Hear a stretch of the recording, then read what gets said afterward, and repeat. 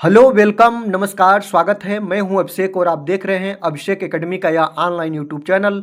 दोस्तों आज के वीडियो के माध्यम से पुनः आपके सेवा में मैं हाजिर हूं और आज की वीडियो जो होने वाली है पर्यावरण अध्ययन अर्थात ईवीएस पर आधारित है। प्रैक्टिस सेट 30 प्रश्नों का प्रैक्टिस सेट, काफ़ी महत्वपूर्ण प्रैक्टिस सेट आप सबको आसान तरीके से कवर करेंगे और पूरा क्वेश्चन आपके एग्जाम की दृष्टि से काफ़ी महत्वपूर्ण है, इसलिए आज पूरा वीडियो को लास्ट तक आप लोग वॉच करिएगा। आज की वीडियो का सबसे पहला प्रश्न हम लोग देखेंगे। आज के वीडियो का सबसे पहला प्रश्न यह है कि चिपको आंदोलन किस राज्य से संबंधित है। अगर आपसे पूछे कि चिपको आंदोलन किस राज्य से संबंधित है, आप बताएंगे। सर्वप्रथम आपको यह ध्यान रखना होगा कि जो चिपको आंदोलन है ना, यह पेड़ों को कटने से बचाने के लिए चलाया गया था। किसके लिए दोस्तों? तो पेड़ को कटने से बचाने के लिए चलाया गया था। जो उत्तराखंड की जनजाति थी ना, उत्तराखंड में एक जिला है जिसका नाम है चमोली जिला। क्या है दोस्तों? याद रखेंगे, उत्तराखंड का एक चमोली जिला और चमोली जिला का एक गांव है जिसका नाम है रेनी, या इसको रेडी भी कहीं पे लिखा हुआ मिल सकता है।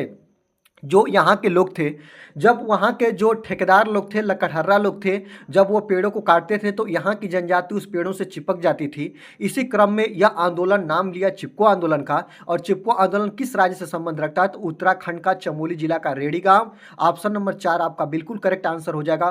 पेड़ों को कटने से बचाने के लिए अगर आपसे पूछे चिपको आंदोलन के प्रणेता कौन कहे जाते हैं, प्रणेता के बारे में या जनक के बारे में पूछे तो तुरंत आप बताइएगा सुंदरलाल बहुगुणा। कौन है प्यारे? तुरंत आप बताइएगा सुंदरलाल बहुगुणा इसके जनक कहे जाते हैं। अगर आपसे कहीं ये भी पूछे कि चिपको आंदोलन कब स्टार्ट हुआ था तो तुरंत आप बताइएगा 1973 में। कब दोस्तों? तो 1973 में स्टार्ट हुआ था आपका चिपको आंदोलन। इसी क्रम में आपसे एक बार ये भी प्रश्न बन चुका है कि अपिको आंदोलन क्या है। तो अपिको आंदोलन भी पेड़ों को कटने से बचाने के लिए स्टार्ट हुआ था और यह किस राज्य से संबंध रखता है? तो कर्नाटक राज्य से। किससे दोस्तों? कर्नाटक राज्य से। ये भी पेड़ों को कटने से बचाने के लिए चला था। और आपको बता दें ये कब स्टार्ट हुआ था? तो 1983 में। कब प्यारे? 1983 में। अगर पूछे कि इसके जनक या प्रणेता किसे कहते हैं, तुरंत आप बताइएगा जो आपका पांडुरंग हेगड़े। क्या नाम है दोस्तों इनका? पांडुरंग हेगड़े इनके जनक या प्रणेता कहे जाते हैं। ये भी चीज़ों को आप लोग ध्यान रखिएगा। चलिए आगे देखते हैं। सेकंड नंबर क्वेश्चन की बात करिएगा। सेकंड नंबर क्वेश्चन क्या कह रहा है कि वातावरण में सबसे ज़्यादा ओजोन का संकेंद्रण कहाँ हुआ है। ओजोन जो है दोस्तों याद रखेंगे, ओजोन एक परत है और ओजोन परत जो है ना दोस्तों याद रखेंगे ये लेयर है, लेयर। और जो आपका वायुमंडल है यह वायुमंडल अनेक परतों में बटा हुआ है। आपको ये भी पता है सबसे नीचे जो है ना क्षोभ मंडल है। क्या है प्यारे? क्षोभ मंडल है। और क्षोभ मंडल के बाद जो पड़ता है ना उसे हम लोग बोलते हैं समताप मंडल। और समताप मंडल का ही हिस्सा है आपका क्या? ओजोन परत, जिसको हम लोग किससे दर्शाते हैं? तो O3 से दर्शाते हैं। इससे बहुत ज़्यादा यूपीटेट में प्रश्न बनते हैं।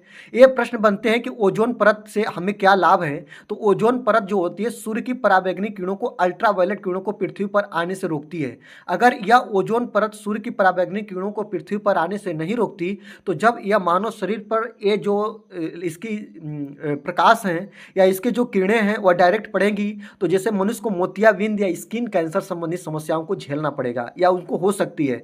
तो वातावरण में सबसे ज़्यादा ओजोन का संकेंद्रण कहाँ पे हुआ है? तो समताप मंडल में हुआ है। बहुत ज़्यादा इससे प्रश्न बनता है। और समताप मंडल से आपसे ओजोन परत से एक प्रश्न बनता है, ओजोन दिवस कब मनाते हैं? तो प्रत्येक वर्ष के 16 सितंबर को ओजोन दिवस मनाते हैं।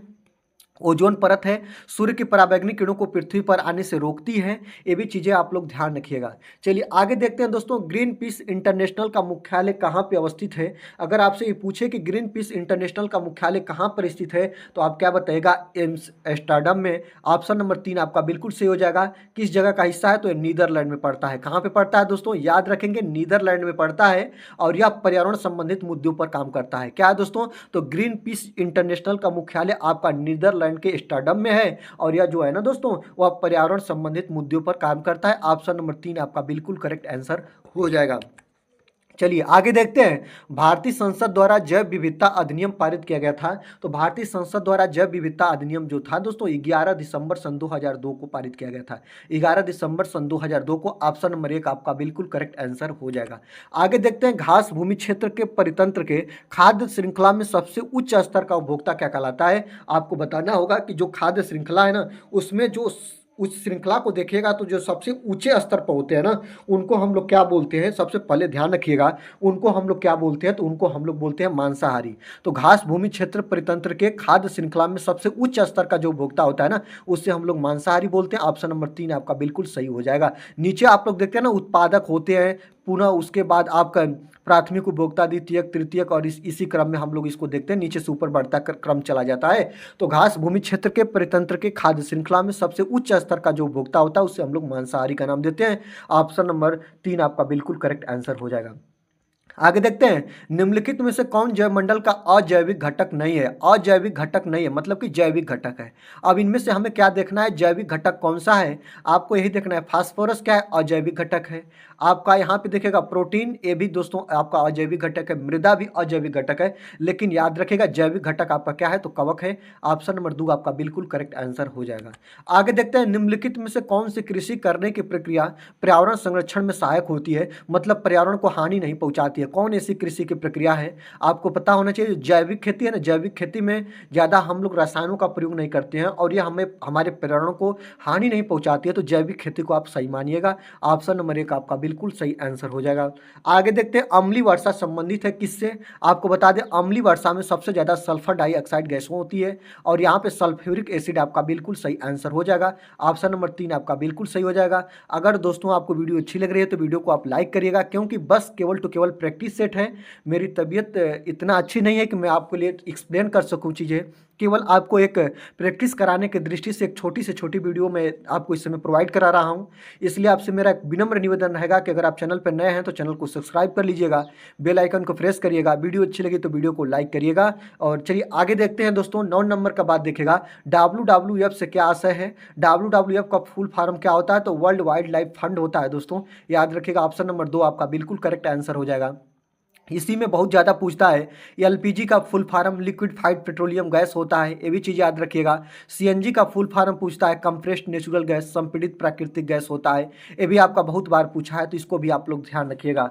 यहाँ पे देखिएगा सीओ पूछता है, सीओ क्या होता है? कार्बन मोनोऑक्साइड गैस होता है, यह वाहनों के साइलेंसर से निकलता है, इसको भी आप लोग ध्यान रखिएगा, ये चीज़ों को ध्यान रखिएगा। CO2 पूछता है, कार्बन डाइऑक्साइड गैस बोलते हैं, जो इसको मनुष्य निष्कासित करता है, पेड़ पौधे अपने भोजन बनाने में इसका उपयोग करते हैं। ऑक्सीजन गैस पूछता है, ऑक्सीजन जो होता है मनुष्य इसको सेवन करते हैं, और जो पेड़ पौधे होते हैं प्रकाश संश्लेषण क्रिया के दौरान इसे मुक्त करते हैं, ये भी चीज़ें ध्यान रखिएगा।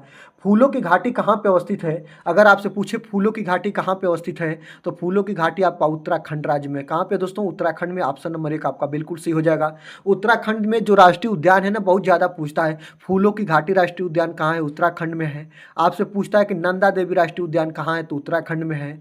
आपका जिम कॉर्बेट राष्ट्रीय उद्यान कहाँ पे है? तो ये भी आपका वहीं पे है दोस्तों। आपका पूछता है गोविंद राष्ट्रीय उद्यान कहाँ पे है? तो ये भी दोस्तों आपका कहाँ पे है? उत्तराखंड में ही है। इतनी चीज़ों को आप लोग बिल्कुल ध्यान रखिएगा। आपसे प्रश्न बन जाता है कि राजा जी राष्ट्रीय उद्यान कहाँ है? तो राजा जी राष्ट्रीय उद्यान भी आपका कहाँ है दोस्तों? उत्तराखंड में ही है। उत्तराखंड में इतने जो राष्ट्रीय उद्यान है ना, बहुत ज़्यादा पूछता है, इसलिए आप लोग इसको ध्यान रखिएगा। चलिए आगे देखते हैं, भारत में निम्नलिखित में से कौन सी एजेंसी मुख्य रूप से प्रदूषण मापन से संबंधित है?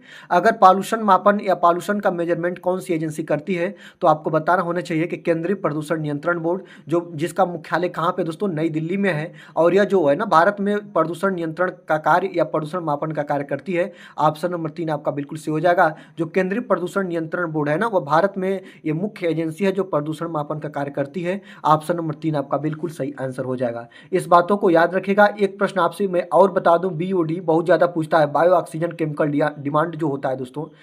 आगे देखिएगा, यह जो होता है ना, यह प्रदूषित जल के जल को मापने का, जैसे जल होता है ना, वह प्रदूषित है कि शुद्ध है, इसका मापन BOD के माध्यम से करते हैं, याद रखेंगे। बायोकेमिकल ऑक्सीजन डिमांड इसका फुल फॉर्म होता है। इस चीज़ों को आप लोग याद रखिएगा। आगे देखते हैं 12 नंबर की बात देखिएगा दोस्तों। 12 नंबर क्या कह रहा है कि जो आपका कोटोपाक्सी एक जागृत ज्वालामुखी है, जो अवस्थित है कहाँ पे दोस्तों? तो याद रखेंगे, जो कोटोपाक्सी है वह एंडीज में है। कहाँ पे दोस्तों? तो वह एंडीज में है, जागृत ज्वालामुखी है। ऑप्शन नंबर 2 आपका बिल्कुल करेक्ट आंसर हो जाएगा। आगे देखते हैं, तिब्बत की सांगपो नदी भारत में जानी जाती है किस नाम से? तो जो तिब्बत की सांगपो नदी है ना, भारत में ब्रह्मपुत्रा के नाम से जानी जाती है। किसके नाम से दोस्तों? ब्रह्मपुत्रा के नाम से जानी जाती है। इस बात को याद रखेंगे, इस चीज़ों को आप लोग ध्यान रखिएगा। चलिए आगे देखते हैं, निम्न में से कहां आर्सेनिक द्वारा जल प्रदूषण ज्यादा होता है? आपको बता दें, आर्सेनिक के द्वारा जल प्रदूषण भारत में कहां पे ज्यादा होता है? तो पश्चिम बंगाल में होता है। ऑप्शन नंबर 1 आपका बिल्कुल सही आंसर हो जाएगा।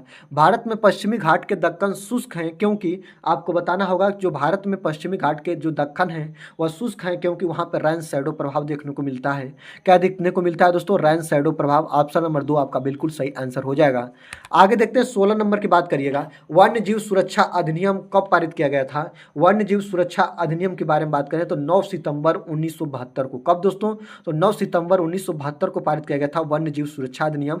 जितने वन में निवास करने वाले जीव जंतु हैं उनके, जो आप लोग जानते हैं ना, उनके क्या कहते हैं इसको दोस्तों, उनको मारना या पकड़ना या उनका जैसे कि लोग खाने वाले शिकार होते हैं ना, शिकारी होते हैं, शिकार करते हैं, शिकार पर रोक लगा दिया गया था वन्य जीव सुरक्षा अधिनियम 1972 में, जो 9 सितंबर को पारित करके कर दिया गया था दोस्तों। आगे देखते हैं, वायुमंडल की ऊपरी सीमा पर प्रति इकाई क्षेत्र में प्राप्त होने वाली सौर विकिरण क्या कहलाती है। तो जो वायुमंडल की ऊपरी सीमा पर प्रति इकाई क्षेत्र में प्राप्त होने वाली जो सौर विकिरण होती है उसे हम लोग सौर स्थिरांक बोलते हैं। क्या बोलते हैं दोस्तों, सौर स्थिरांक बोलते हैं।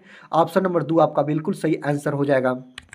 आगे देखते हैं, किस देश के संविधान से मौलिक कर्तव्य लिए गए हैं। तो मौलिक कर्तव्य की बात करेंगे दोस्तों कि मौलिक कर्तव्य कहाँ से लिया गया है, तो यूएसएसआर से लिया गया है। इस बात को याद रखेंगे। 42वां संविधान संशोधन 1976 द्वारा इसे जोड़ा गया था। इस बात को याद रखेंगे। 42वां संविधान संशोधन 1976 द्वारा मौलिक कर्तव्य को जोड़ा गया और यूएसएसआर से लिया गया है। इस बात को याद रखेंगे, इस चीज़ों को ध्यान रखिएगा।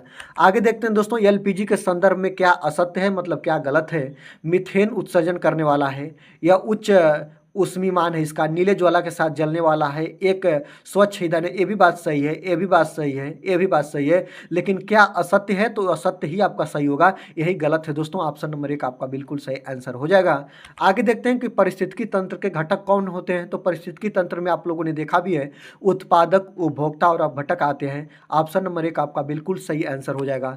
आगे देखते हैं कि देशांतरी दूरी 1 घंटे के समय अंतराल के बराबर होती है। तो कितने, याद रखिएगा, जो देशांतरी दूरी होती है 1 घंटे के समय अंतराल के बराबर कितनी होती है। आपको पता है कि 24 घंटे में जो देशांतरी सुई है वह कितने डिग्री मूव करती है, कितने डिग्री घूमती है, 360 डिग्री। तो 1 घंटा में वो कितने डिग्री घूमेगी, तो 360 बटा के 24 हो जाएगा। 24 इसमें आप लोग भाग करिएगा, आपका 15 डिग्री मिलेगा। ऑप्शन नंबर 1 आपका बिल्कुल सही आंसर हो जाएगा। आगे देखते हैं, इकोसिस्टम शब्द का प्रयोग सर्वप्रथम किसने किया था। अगर आपसे पूछे कि इकोसिस्टम शब्द का प्रयोग एजी टांसलेक द्वारा सर्वप्रथम किया गया था, कब दोस्तों, एजी टांसलेक द्वारा। ऑप्शन नंबर 3 आपका बिल्कुल सही आंसर हो जाएगा। आगे देखते हैं, ध्रुव तारा कहा जाता है किस तारे को। तो उत्तरी तारे को ध्रुव तारा का नाम देते हैं। बहुत बार मैंने सब प्रश्न आपके लिए कवर करा दिया हूं, तो इसलिए आप लोग इसको देखते रहिएगा। वो ध्रुव तारे किसे बोलते हैं, तो उत्तरी तारे को ध्रुव तारे बोलते हैं। अगर वीडियो अच्छी लग रही है तो लाइक जरूर करिएगा दोस्तों, क्योंकि मेरी जो तबीयत है, सेहत है, उतनी अच्छी नहीं है कि आपको मैं एक्सप्लेन कर सकूं। केवल मुझे ये ध्येय होता है कि आपसे मैं प्रतिदिन रूबरू हूं, इसलिए मैं आप लोगों को इतने बुरा समय में भी आपके लिए मैं वीडियो प्रोवाइड करा रहा हूं। तो आप लोग वीडियो को लाइक जरूर करिएगा दोस्तों। 24 नंबर की बात करिएगा कि भारत में प्रोजेक्ट टाइगर कब प्रारंभ किया गया था। तो याद रखेंगे 1973 में। कब दोस्तों, तो प्रोजेक्ट टाइगर की बात करिएगा तो 1973 में इसे प्रारंभ किया गया था। ऑप्शन नंबर 2 आपका बिल्कुल करेक्ट आंसर हो जाएगा।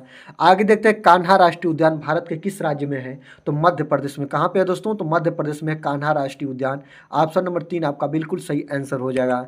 आगे देखते हैं, लखनऊ समझौता जो 1916 में हुआ था, किन 2 दलों के बीच हुआ था। तो आपको पता होना चाहिए कि यह कांग्रेस व मुस्लिम लीग के मध्य हुआ था। किसके दोस्तों, तो कांग्रेस व मुस्लिम लीग के मध्य हुआ था, जो लखनऊ समझौता 1916 में हुआ था। ऑप्शन नंबर 4 आपका बिल्कुल सही आंसर हो जाएगा। जंगली गधों का अभ्यारण्य कहा जाता है किसको दोस्तों, तो जो जंगली गधों का अभ्यारण्य कहाँ पे है, आपको पता होना चाहिए, तो गुजरात में। कहाँ पे दोस्तों, गुजरात राज्य में है। ये बात को याद रखेंगे। आपसे बहुत ज़्यादा पूछता है गिर राष्ट्रीय उद्यान कहाँ पे है। तो गिर राष्ट्रीय उद्यान भी आपका गुजरात में है, जो एशियाई शेरों के लिए प्रचलित है। ये भी चीज़ आप लोग कवर कर लीजिएगा। आगे देखते हैं, कार्बन डेटिंग संदर्भित करता है किसके लिए दोस्तों। आपको बता दें, जो कार्बन डेटिंग होता है ना, वह प्राचीन स्थल में जो हड्डियाँ होती हैं या जो सामग्रियाँ होती हैं उनका आयु मापन किया जाता है, उनका एज का मापन किया जाता है इसके माध्यम से। इनमें से सभी होगा नहीं। श्वेत पट पर लिखे गए कार्बन का प्रयोग नहीं दोस्तों। ऑप्शन नंबर 3 आपका बिल्कुल सही हो जाएगा। जो कार्बन डेटिंग होती है ना, यह प्राचीन स्थलों में मौजूद हड्डियों या सामग्रियों का आयु मापन में किया जाता है। ऑप्शन नंबर 3 आपका बिल्कुल सही आंसर हो जाएगा। आगे देखते हैं, संविधान सभा ने कब राष्ट्रीय गान को अपनाया था। तो 24 जनवरी 1900। कब दोस्तों, तो याद रखेंगे 24 जनवरी 1950 को। कब अपनाया था दोस्तों, तो 24 जनवरी 1950 को संविधान सभा ने राष्ट्रीय गान को अपनाया था। ऑप्शन नंबर 3 आपका बिल्कुल सही आंसर हो जाएगा। आगे देखते हैं, कौन सी ग्रीन हाउस गैस वातावरण में सबसे अधिक मात्रा में उपस्थित है। अगर आपसे पूछे तो ग्रीन हाउस गैसों में आपका सबसे ज़्यादा जिसकी मात्रा है दोस्तों, वह कार्बन डाइऑक्साइड गैस है, CO2। इसलिए आप इसको ध्यान रखिएगा। आपको मैं बता दूं कि बहुत ज़्यादा पूछता है CO2, आपका CH4, आपका N2O और आपका CFC। यही मुख्य रूप से आपके ग्रीन हाउस गैसें हैं। आप इसको ध्यान रखिएगा। और दोस्तों 30 प्रश्नों को मैंने कवर किया। कैसी लगी आज की वीडियो अच्छी लगी तो आप लोग लाइक करिएगा। चैनल पर नए हैं तो चैनल को सब्सक्राइब करके बेल आइकन को प्रेस करेंगे और दीजिए आज की वीडियो से मुझे विदा। देखते रहे अभिषेक एकेडमी। वीडियो देखने के लिए आपका बहुत बहुत दिल से धन्यवाद।